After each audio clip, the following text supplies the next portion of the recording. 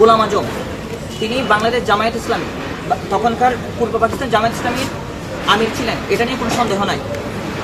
কাদের মোল্লা ছাত্র সংঘের রংপুর জেলার সভাপতি ছিলেন, এটা নিয়ে কোনো সন্দেহ নাই।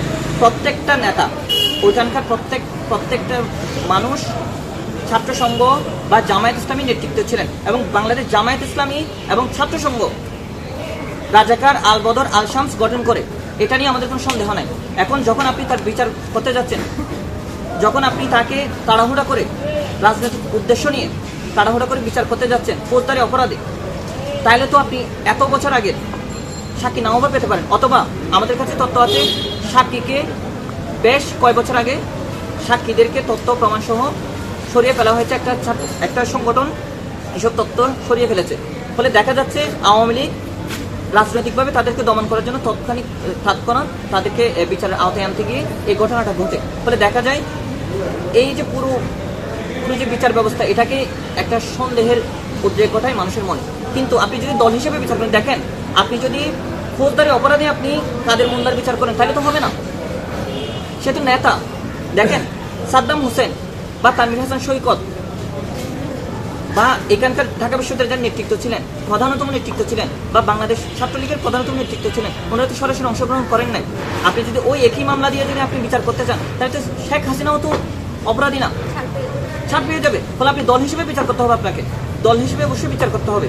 এখানে এই সংকটটা ঘটেছে, ফলে আমরা দেখতে পাচ্ছি 13 সালের এই বিচারের পরে আরও বেশি পরিমাণে মানুষের মনে সন্দেহ পুরো।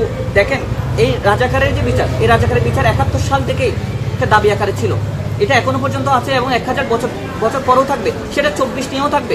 24-এর বিচার যতক্ষণ না পর্যন্ত আপনি সম্পন্ন করতেছেন, রিকনসিলিয়েশনে যতক্ষণ না পর্যন্ত আসতেছেন, এই দাবি থাকবেই জনগণের মধ্যে। আমরা থাকবো, আপনারা এই দাবিটা দিবেন, আমরা আশা করতেছি। একইভাবে 71-এর বিষয়টাও থাকবে। ফলে দল হিসেবে বিচার না করার ফলে যা হয়েছে, এটা অবশ্যই এটা স্বৈরাচারী শেখ হাসিনার একটা কৌশল ছিল, এটা ক্যাঙ্গারু হাইকোর্ট ছিল, এটার দায় শেখ হাসিনারই, এবং শেখ হাসিনা বর্তমানে বাংলাদেশে নাই।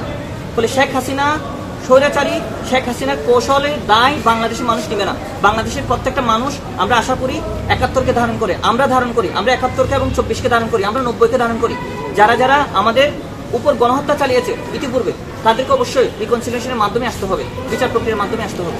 তখনকার অনেকেই অক্সিলারি ফোর্স হিসেবে মিলিটারি ফোর্সের সাথে যুদ্ধ করে, ধর্ষণ করে, খুন করে, তাদেরকে বিচার প্রক্রিয়ার মাধ্যমে রিকনসিলিয়েশনের মধ্যে আসতে হবে। 24-এও একইভাবে আসতে হবে, এটাই আমাদের কথা।